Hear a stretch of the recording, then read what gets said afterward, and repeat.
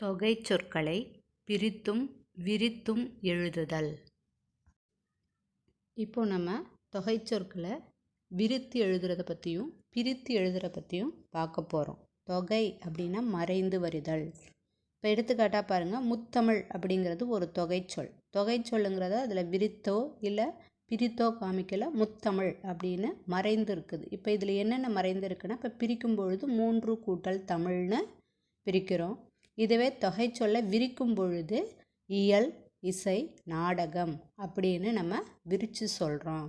இதுதான் நம்ம பிரித்து எழுதுறதுக்கும் விரித்து எழுதுறதுக்கும் உள்ள வேறுபாடு. சரிங்களா? அடுத்து தொகை சொல்ல நம்ம விரித்து உணரும் பொழுது நமக்கு மொழி அறிவு பெருகுது. சொற்களஞ்சியம், நிறைய சொற்களை தெரிஞ்சுக்கிறதுக்கான வாய்ப்புகள் இதில் நமக்கு கிடைக்குது. அதனால் தொகை சொற்களை நம்ம விரித்து பிரித்தும் நம்ம பயிற்சி எடுத்துக்கிட்டோன்னா நிறைய சொற்களை தெரிஞ்சுக்கலாம். சரிங்களா? இப்போது அடுத்து எப்படி பிரிக்கணும், மற்ற இன்னும் நிறைய சொற்கள் கொடுத்துருக்கேன். அந்த சொற்களை எப்படி நம்ம பிரிக்கணும், எப்படி விரித்து எழுதணும் அப்படிங்கிறத பற்றி பார்க்கலாம். இருவினை. இப்போ இருவினை அப்படிங்கிறது ஒரு தொகை சொல். அதை எப்படி பிரிக்கிறோன்னா 2 கூட்டல் வினை அப்படின்னு பிரிக்கிறோம். சரிங்களா? இருவினை என்ற தொகை சொல்ல விரிக்கும் பொழுது நல்வினை, தீவினை, அப்படி இல்லைன்னா தன்வினை, பிறவினை அப்படின்னு சொல்கிறோம். நல்வினை அப்படிங்கிறது நாம் செய்கிற நல்ல செயல்களை தான் நல்வினை அப்படின்னு சொல்லுவோம். தீவினை அப்படின்னா நாம் செய்யக்கூடிய தீய செயல்களை தான் தீவினை அப்படின்னு சொல்லுவோம். சரிங்களா? அடுத்து தன்வினை, பிறவினை அப்படின்னு சொல்கிறோம்.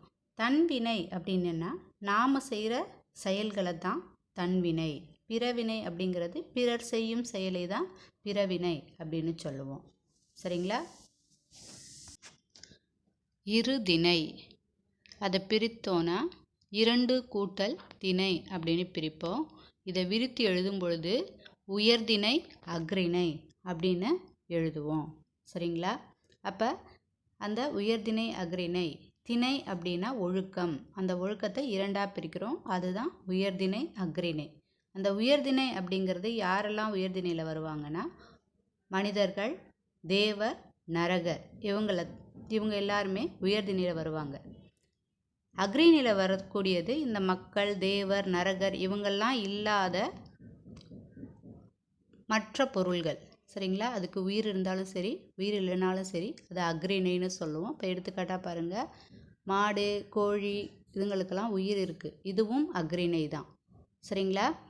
சேர், நாற்காலி, மேசை இதுவும் அஃறிணை தான். அதுக்கு இப்போ உயிர் இருந்தாலும் உயிர் இல்லைனாலும் இந்த மனிதர், தேவர், நரகர் இவங்களை தவிர மற்ற எல்லாமே என்னது? அஃறிணை. இரட்டை காப்பியம். இதை பிரிக்கும் பொழுது 2 கூட்டல் காப்பியம் அப்படின்னு பிரிப்போம். விரித்து எழுதும் பொழுது சிலப்பதிகாரம், மணிமேகலை இதுதான் இரட்டை காப்பியங்கள் அப்படின்னு சொல்லுவோம்.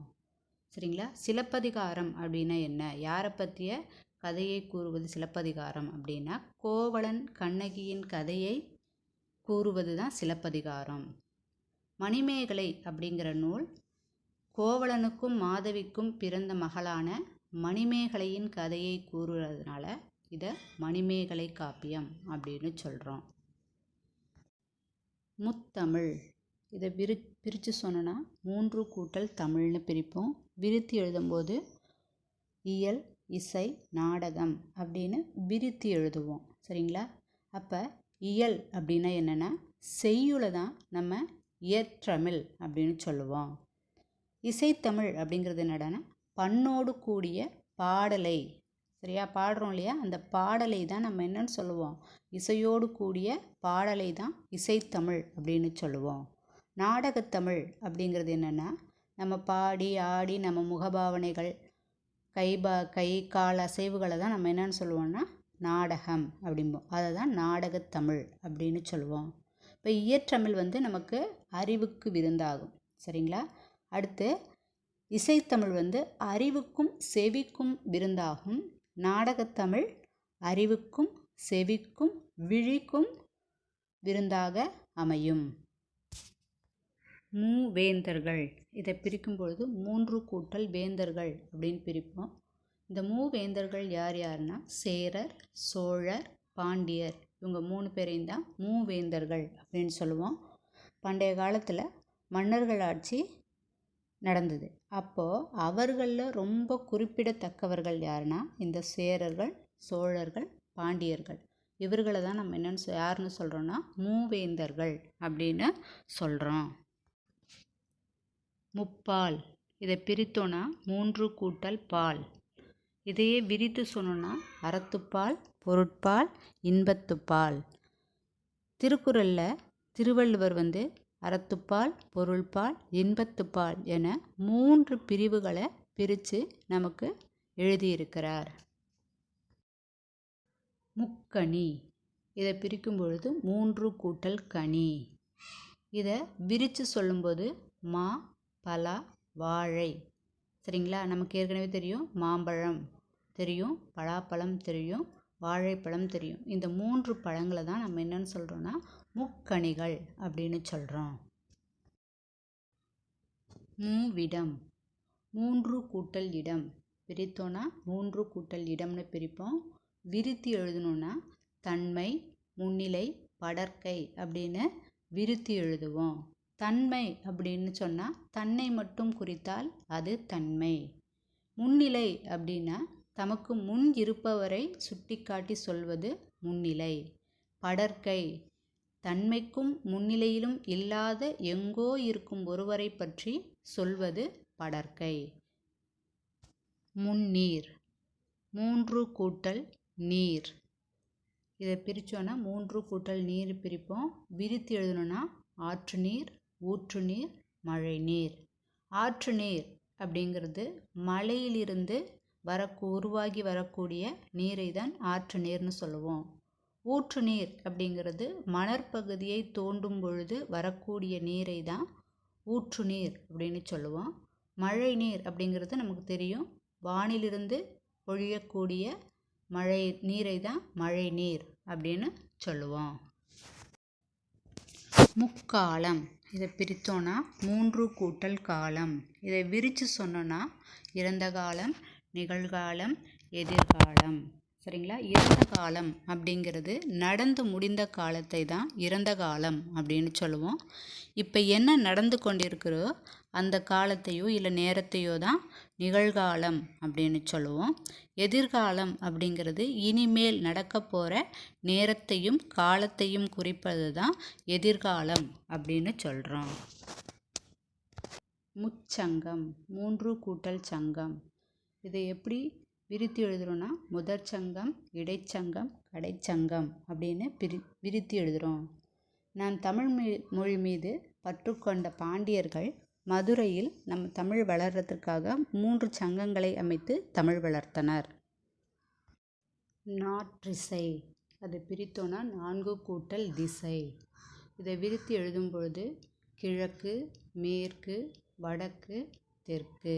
இப்போ நம்ம இந்தியாவில் கிழக்கில் வங்காள விரிகுடா, மேற்கில் அரபிக்கடல், வடக்கில் இமயமலை, தெற்கில் இந்திய பெருங்கடல். இதெல்லாம் நம்மளை சுற்றி இருக்குது.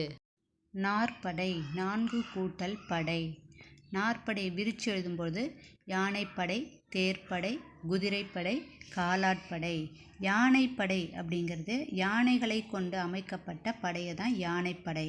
இது இந்த யானை படை எதுக்கு பயன்படுத்துவாங்கன்னா போர்க்காலங்களில் எதிரிகளோட கோட்டைகளை அழிக்கிறதுக்காக இந்த யானைப்படைகளை பயன்படுத்துவாங்க. அடுத்து தேர்ப்படை. தேரில் நகர்ந்து தாக்கும் படையை தான் தேர்ப்படை. இதில் வீரர்களை தேரில் இருந்து கொண்டே வீரர்களை அம்பி எய்தி தாக்குறது தான் தேர்ப்படை அப்படிங்கிறோம்.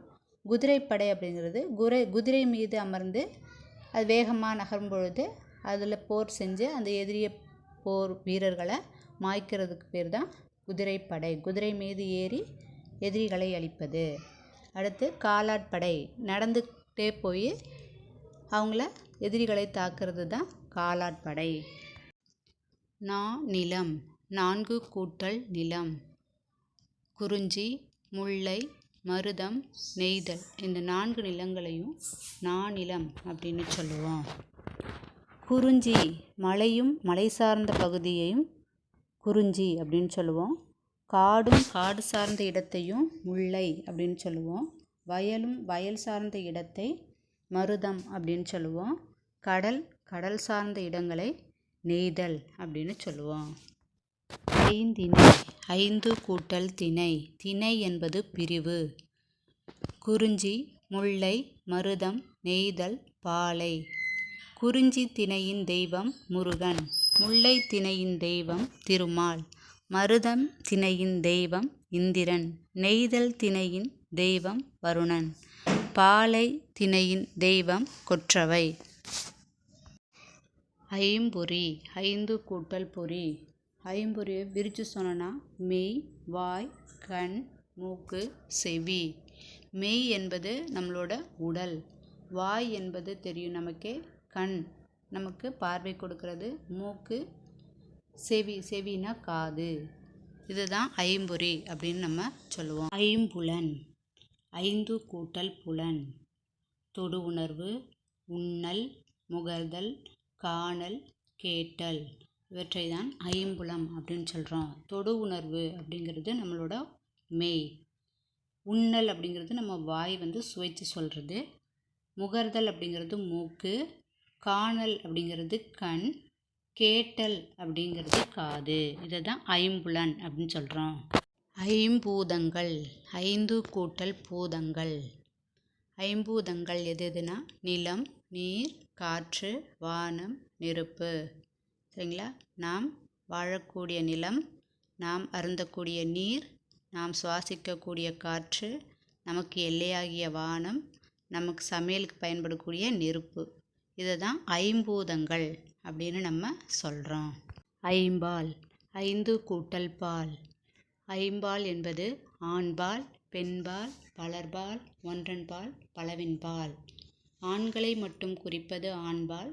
பெண்களை மட்டும் குறித்தால் அது பெண்பால். ஆண் பெண் இருபாலரையும் குறிப்பது பலர்பால். ஒன்றன்பால் என்பது மரம் அப்படின்னா அந்த பொருளை மட்டும் குறிப்பது. பலவின்பால் அப்படின்னா நிறைய மரங்களை குறிப்பது பலவின்பால். அறுசுவை 6 கூட்டல் சுவை. அறுசுவை என்பது இனிப்பு, புளிப்பு, கசப்பு, உவர்ப்பு, துவர்ப்பு. இனிப்பு லட்டு இனிப்பு சுவை உடையது. எலுமிச்சை புளிப்பு சுவை உடையது. பாகற்காய் கசப்பு சுவை உடையது. மிளகாய் கார்ப்பு சுவை உடையது. உப்பு உவர்ப்பு சுவை உடையது. பாக்கு துவர்ப்பு சுவை உடையது. நன்றி.